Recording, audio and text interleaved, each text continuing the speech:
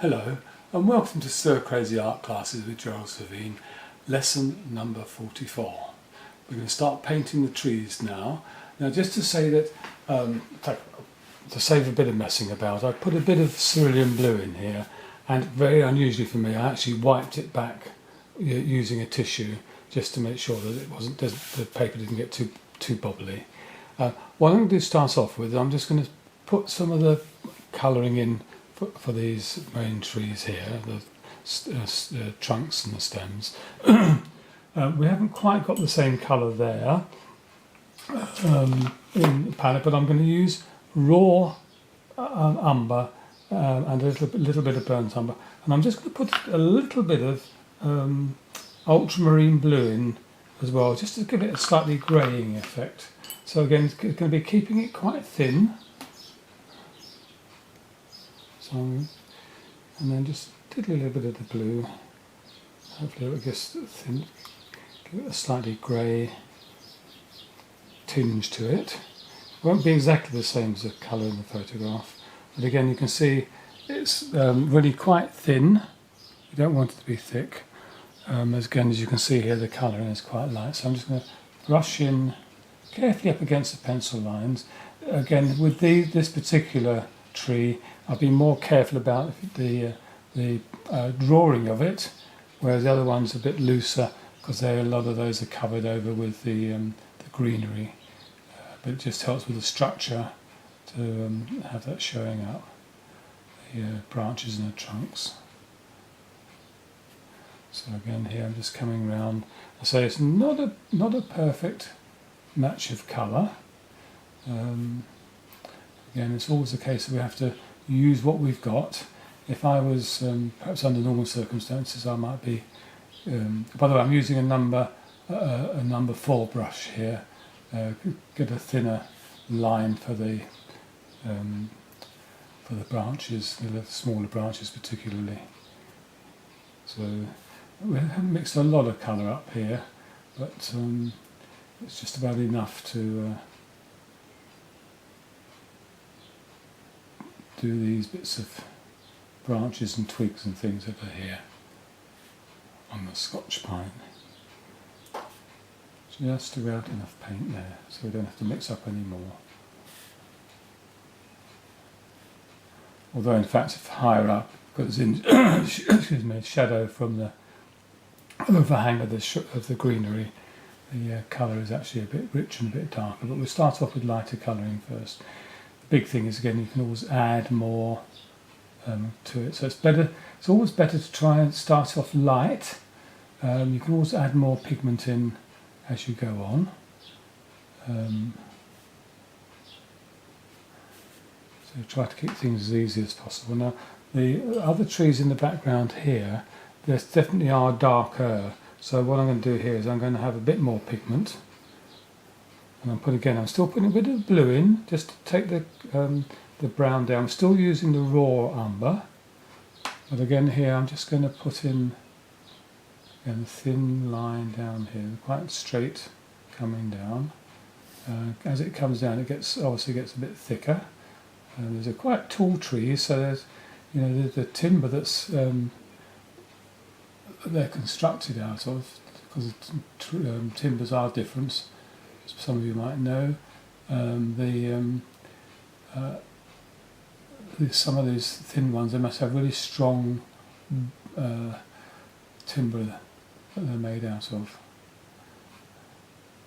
So again here we just get some of the colouring in here. A lot of this will disappear under the greenery, but that doesn't matter. It's a bit like, as I always say, where we can, and this doesn't always work out, but on the whole, we'll say you start at the top and back and work down and forward. So at the moment I'm just putting these in towards the back. Now the tree in the background over here is even darker, so I'm just doing a bit more. I'm going with a little bit of the raw umber and a bit of the blue into it. But again, I won't do too much there, because a lot of the structure of this tree is to do with the greenery. Now here, again, I'm going to bring in a bit of the blue with the burnt umber, and I'm just going to use this to put some of the shadow in of this tree. Now that's quite heavy at the moment. I'm just going to go quickly up here so I can show you what to do. Wash your brush out. Now they've got a damp brush, not wet, but then we can just start pushing the colour across. Oh, excuse me. And giving the effect of the light coming from the left. It's amazing, we always land up with the light coming from the left, don't we? Notice that. Well, again, that's how it actually is. Again, we're going a bit darker up, higher up, so a bit more blue in with the burnt umber. And so we've got these darker colourings going in here. So as I said before, you know, you can add more pigment in. It's easier to put on the whole. It's normally easier to put darker and more in as you go along, and starting off light. So again, here as we come up and looking at the original photograph, you can see it's much, the branches up here and the twigs up the top here are much darker. So again, I'm just going to work up round quickly. Just take those down, make them richer in colour. As you can see, I should be working, start off with anyway, primarily on this tree just to get things going. Again, that's kind of a bit heavy there, so what I'm going to do is wash the brush out, take most of the water off the brush on the tissue, and just dab the colour a bit. And again, I'm just looking at the picture again here. I can see the sort of knotting here, so I'm doing one or two places where it's, I'm just going to actually almost use the blue as it is out of the tube. Just pick up some of the darkness, make it a bit darker. As I say, as I've said so many times before, you can make very much a good black colour by using burnt umber and ultramarine blue, if you get the mix right. A little bit of character into the, you know, bit going on.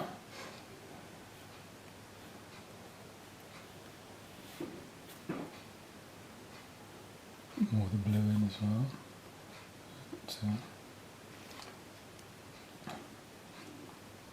So we've got a bit of, because we've got the other colour put on first, it allows us to have a little bit of light popping up in here and there as well on the branches.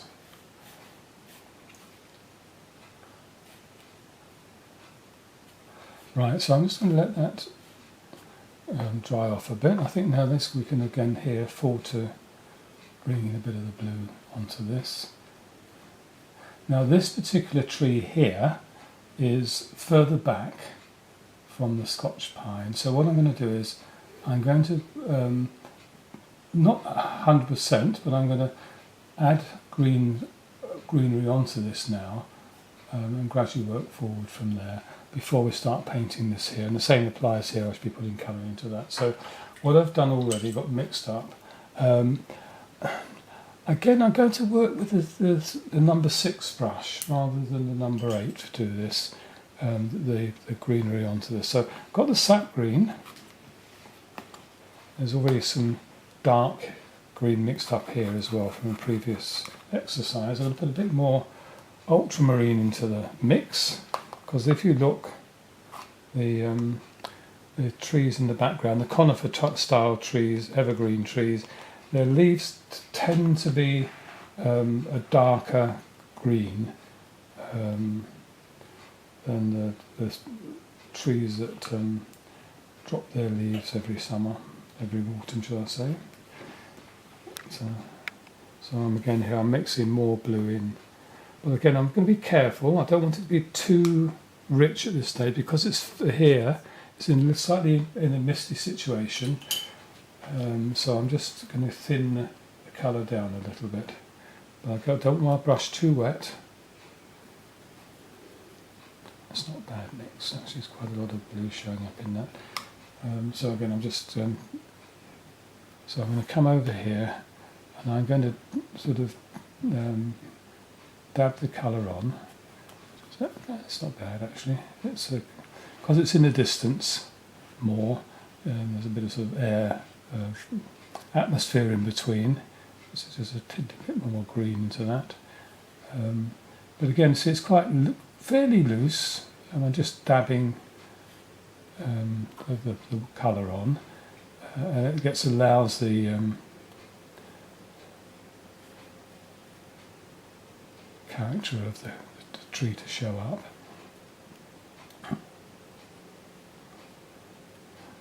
And also by dabbing it on, you get sort of slightly heavier colouring and slightly lighter colouring, so it gives you a bit more character to the tree in the background.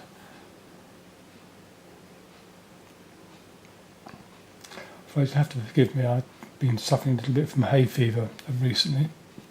And we've been walking through the fields and grasses. Excuse me. Oh dear. It makes me a little bit tickly in the throat at times. Delights of getting old. Now I'm bringing a bit more pigment into this. Now again, we've got the lighter pigment on. It's the same colour, but not so thin down. So again, you can see it just begins to give a bit of character. We can go in underneath here and put darker bits in. If you look at the picture over here, you can see that this side of it, on the right hand side of it, as we're looking at it, is darker because the light is on the left hand side. I'm not sure how we're doing for time at the moment, so I think we should be alright.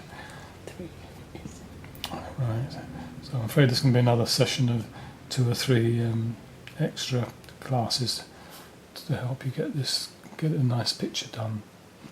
But again, there's a lot going on there. There's quite wibbly wobbly bits and pieces sticking down as well.